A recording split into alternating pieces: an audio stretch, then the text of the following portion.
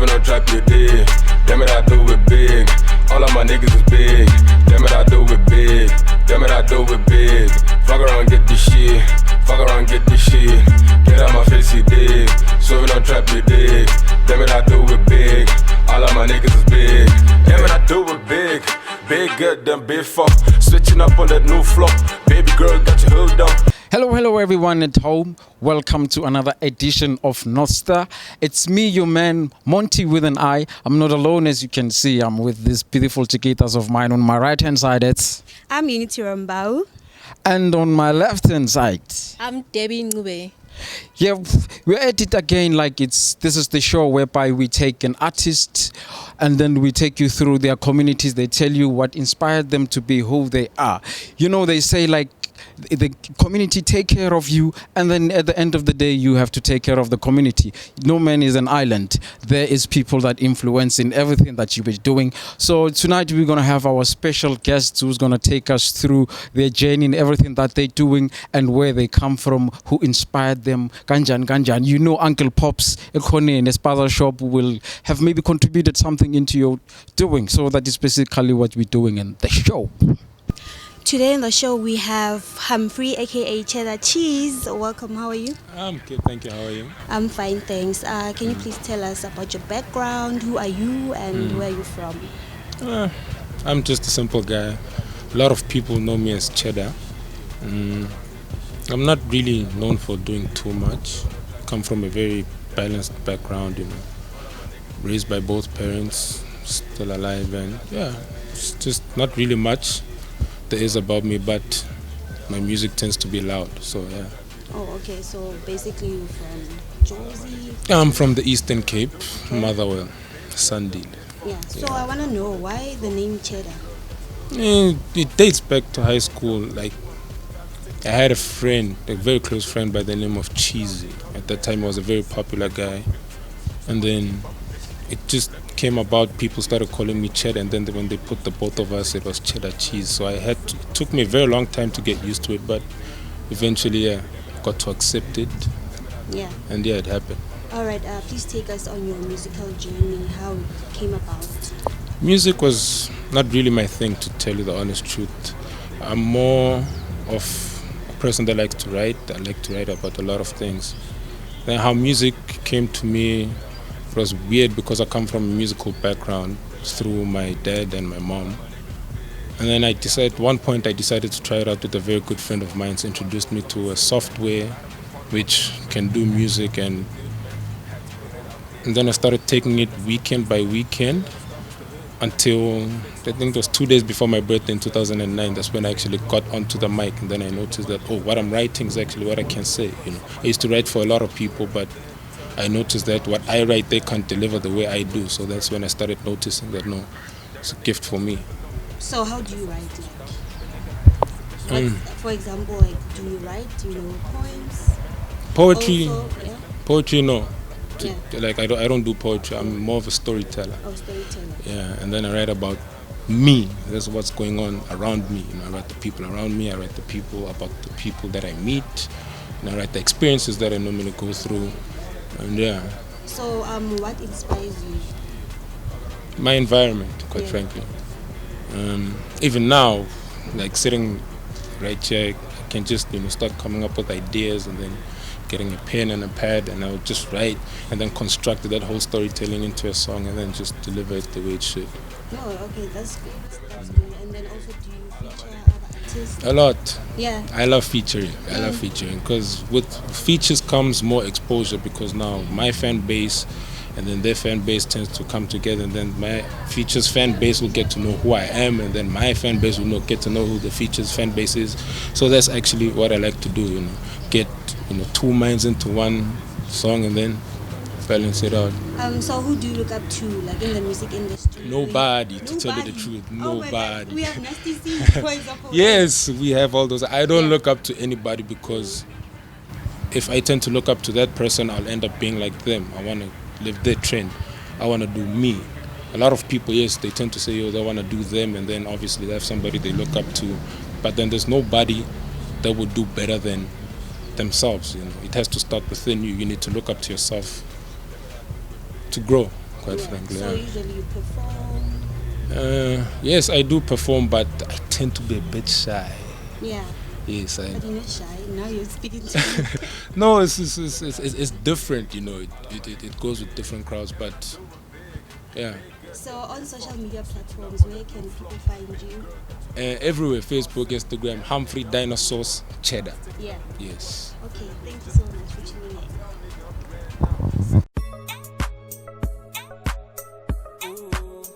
Shout out to Link Up Sessions. I don't know anyway how many brands there are for the LGBT That's the community, thing. but That's I the feel like thing, in South yeah. Africa, this is the one that stands up a lot. I'm glad you actually mentioned that. 'cause Yeah. The thing is, when I started the brand, it's a long story about how I came up with Tomboy. Yeah. But when we started, I saw a gap, in the market that there are so many clothing brands, but there isn't a specific clothing brand that will cater for the LGBT community. Yes. And I was like, you know what? I know for sure, Witty, we as the LGBT community love clothing, and anything that embraces who you are or how different you are, people love that. Yeah. For example, you'd find Pride t-shirts, people love those Pride t-shirts, but having a brand that is just gonna stand, it was okay, as in this is a Tomboy brand. Yeah. People actually love that as well. So when I saw the response, when I started the brand, it wasn't easy. I had to push promotion, I had to get models and whatnot. But seeing the way people respond, I can see with this can actually go far. Yeah. And for a South African brand, well, with competitors, yes, there are competitors that actually make other clothing brands, but a brand that specifically caters for the LGBT community, there aren't so many. Yeah. So I saw with you, we can actually take this far. Yeah, I mean, I think just like any company, it's never easy to start from scratch. Trust me, I don't know how many things I've done. Not necessarily that you quit along the way, but as time goes, you kind of learn what works for you, what doesn't. How to go about things. But I think, in my opinion, anyway. Like you say, the LGBT community love clothing. They love dressing. Absolutely. And for me, from what I see, your brand is recognized. It might not yet be recognized by, I don't know, the bigger markets, but it's there. Yeah. Trust me, it's there. Yeah. I see that. So what I actually want to ask, in your goal or your future projection, where do you see the brand going? What would you love for this brand? That's a beautiful question, actually. Well, for me, as the brand owner, I want the brand to dominate South Africa and the world. It's not just about selling online and that's it. For me, I want to go in stores, to make awareness with you. There are brands out there. There are people that are different. And people need to accept that. With all we're in South Africa, so there are so many killings and violence against people that are different. So Tomboy as a brand wants to put it out there with you, as in there are people that are different. And for us, and one thing I love about South Africa is that it was the first country apparently to accept people that are different, people that are the LGBT community. And for Tomboy, I wanted to dominate worldwide, put South Africa on the map, But that's the goal, to go worldwide. Okay. And if you were to wake up one day, say with an email from one of the biggest brands, I'm not even talking about just clothing brand per se, but say, we've got sneakers, we've got, in the world of creativity, there's so many different things you can play with.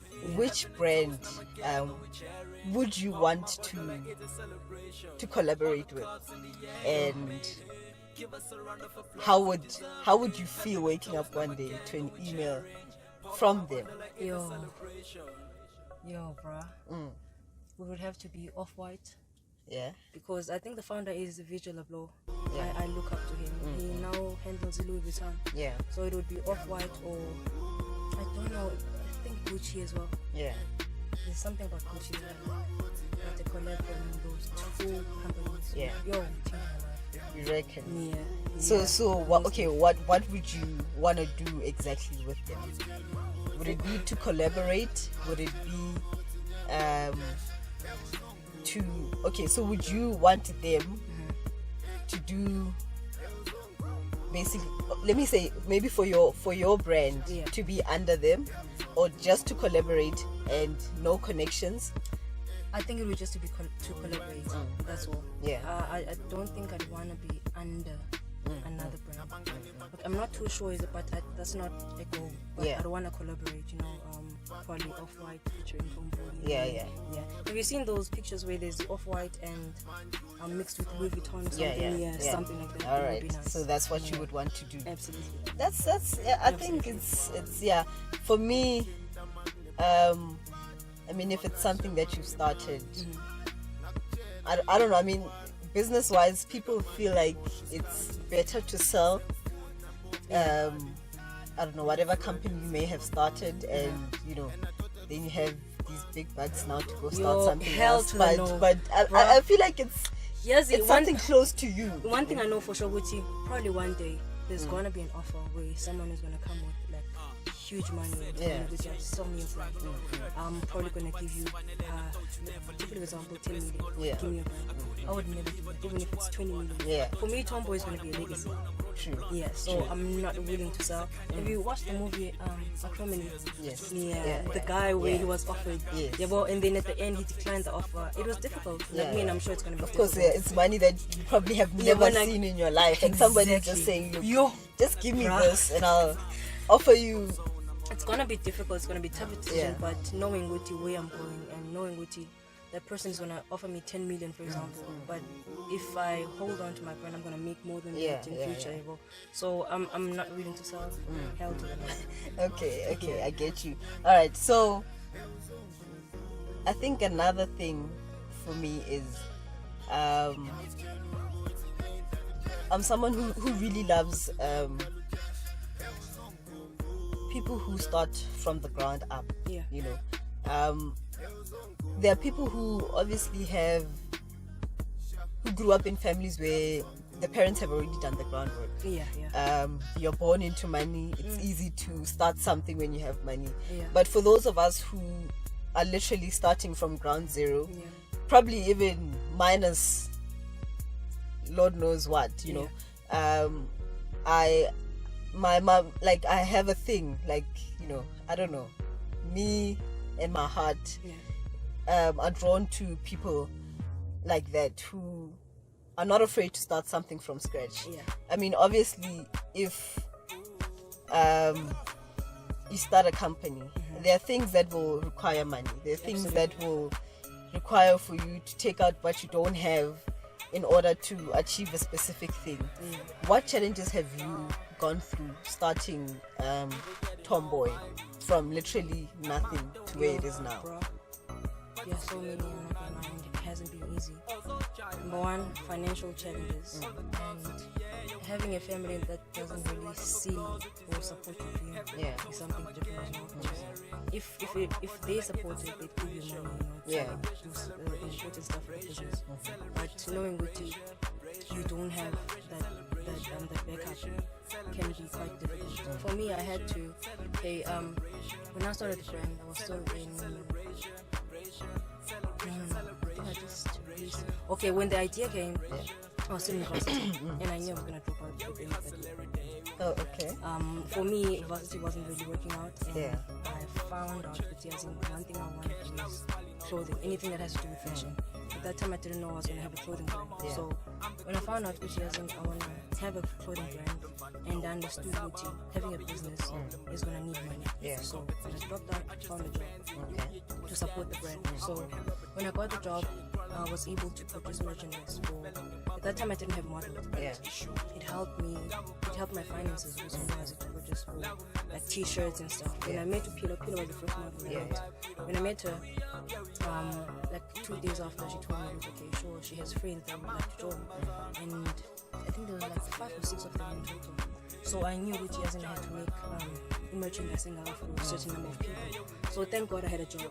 Yeah. So otherwise, if you're gonna start a business without having a family that's gonna support you, you're gonna need a job. Yeah. Because at the end of the day, to start something, you're gonna need some finance. So it wasn't easy, but I think getting a job the first time, it was a startup. It helped, like a lot. And then they stopped working for the company. I'm like solely focusing on tourism. So that's all you're doing. Nothing else. You have no job. Absolutely. You're literally Self-employed. paying your bills off of Tomboy. Absolutely, yeah.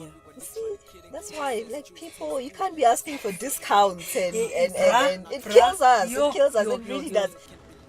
Of course, we know that you are part of the LGBT community. Yeah.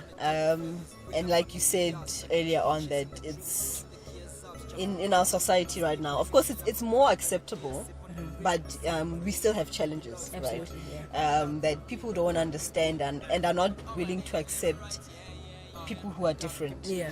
So I know in the first issue of Tomboy magazine, there was a story, one of your models, her coming out story. Yeah. So when did you know, and how did you come out, say, to your family? I feel like it's easier to come out to your friends. It is. But now when it comes to family, it's a whole nother dynamic. It actually depends as well. What if you have friends that are straight? See, when I came out, when I realized that I was gay, that was back in, I think it was 2010. I think I was doing grade 10 though. So this girl liked me, and I had, home is Mzimkhulu. Yeah. That's south of KZN, Yeah. and it's a rural area. I did not know anything about being gay. I did not know anything about that, Yeah. But I've always been boyish. At school, we had an option to wear like a uniform or grey pants. I always wore grey pants. I was so boyish, bro, but I did not know anything about Yeah, I mean, it's just, you just thought, this is what I like to wear. Exactly. So in high school, when I noticed this pretty girl actually liked me, it felt weird in a way. So, with time, I spoke to my friends. They told me, these things happen. I mean, I'm from a rural area. I'm like, what? A girl likes another girl? But then I started developing feelings for her. Yeah. I started liking her. At first, I told my mama, gave her a call, because I come from a born-again family. Yeah. They're like, Mama, I like this girl, and this girl is asking me out. Yeah. I don't know what to do. And she was like, you know what? I'm gonna pray for you. Don't ever speak to her and what. And I was like, okay. I think she called up a month later and asked about her. I was like, it's done. Knowing very well Wuti, I'm dating her now. Yeah. So I'm scared to tell her, but at that time she thought it was just a phase. Yeah, phase. Told my sisters, they thought it was a phase as well. So time went by. I think that was 2013. I was in varsity now. Yeah. They saw with my haircuts, the way I speak. I now had gay friends, tomboys back in Durban. So they noticed with I think this thing is still continuing. Yeah. So she asked me about it as well. So I told her with I am dating girls, but because I know we are a Christian family, I'm gonna try and change and whatnot. She wasn't happy. I'm not gonna lie. It wasn't easy. Things were different, bro. But I'm glad I stood my ground.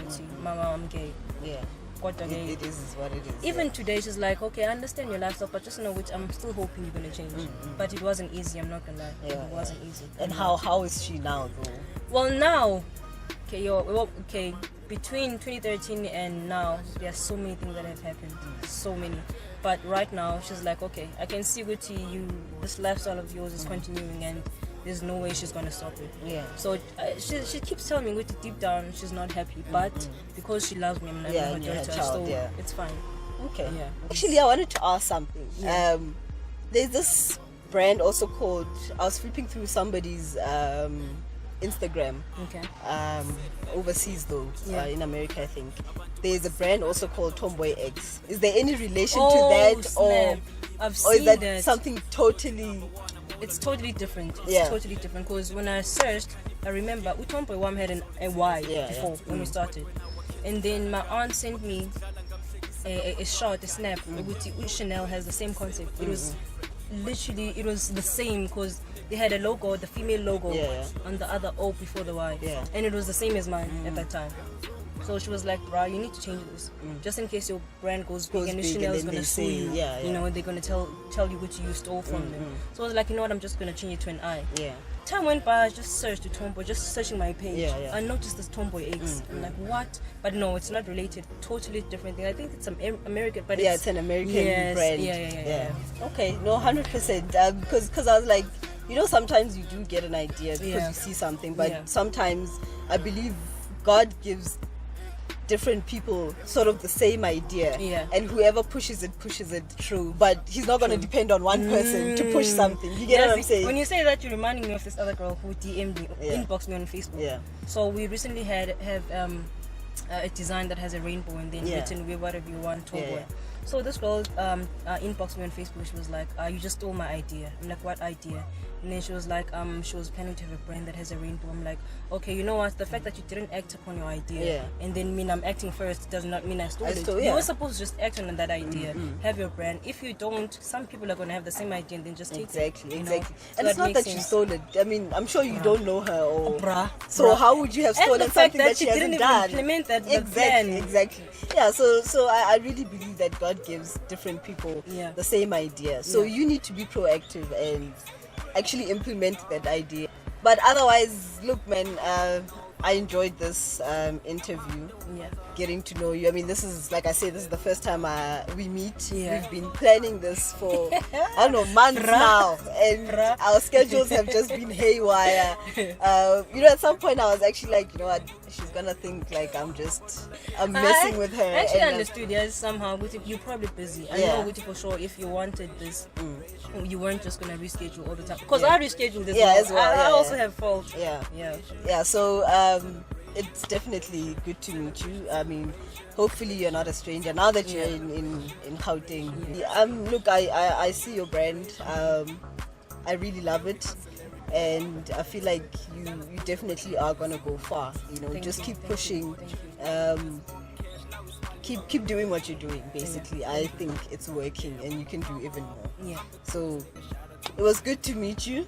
Love you too. Now that we know you, now that I know you, you know me. Yeah. I mean, from here, endless possibilities. Absolutely. So Thank you for having me. I appreciate 100%, it. I appreciate it. 100%.